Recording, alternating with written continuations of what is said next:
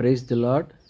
ఈ దిన వాక్య భాగము లేవియా కాండము 11వ అధ్యాయము 44వ వచనం.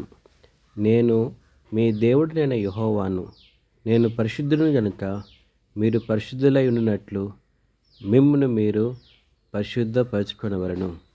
ఈ వాక్య భాగం యొక్క ముఖ్య సారాంశం ఏంటంటే, దేవుడితో తన ప్రజల మధ్య ఉన్న పరిశుద్ధమైన సంబంధాన్ని గురించి ఇది మనకు తెలియజేస్తుంటున్నది.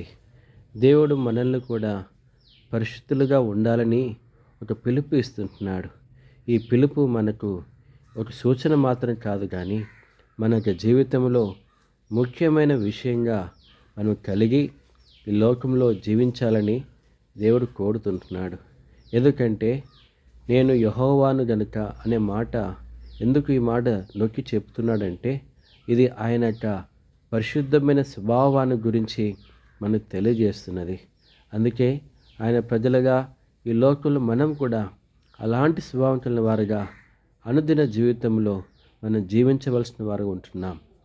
ఈ లేవియా కాండంలో పలు సందర్భాల్లో దేవుడు పదే పదే వారి జ్ఞాపం చేస్తుంటున్న విషయం ఏంటంటే, మీరు పవిత్రమైన వాటికి అపవిత్రమైన వాటిని మీరు తెలుసుకోవాల్సిన వారుగా ఉంటున్న విషయాన్ని వారు తినే ఆహారంలో, వారు తినే అన్ని ఎన్నుకునే విషయాలలో, ముట్టుకునే విషయాలలో అన్నిట్లో కూడా పరిశుద్ధంగా జీవించాలని, పరిశుద్ధమైనవని ఎన్నుకోవాలని దేవుడు కోరుతుంటున్నాడు.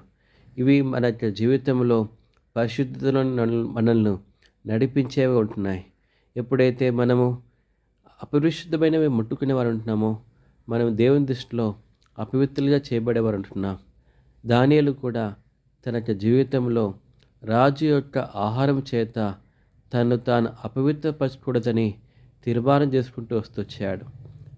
నేను కూడా ఈ పాప లోకంలో, అపవిత్ర లోకంలో నేను దేవుని యొక్క సహాయమును, దేవుని యొక్క పిలుపు పొందిన ప్రజలుగా మనం కూడా అలాంటి తీర్మానం కలిగి జీవించినట్లుగా ప్రభు మనకు సాయం చేయనుగాక.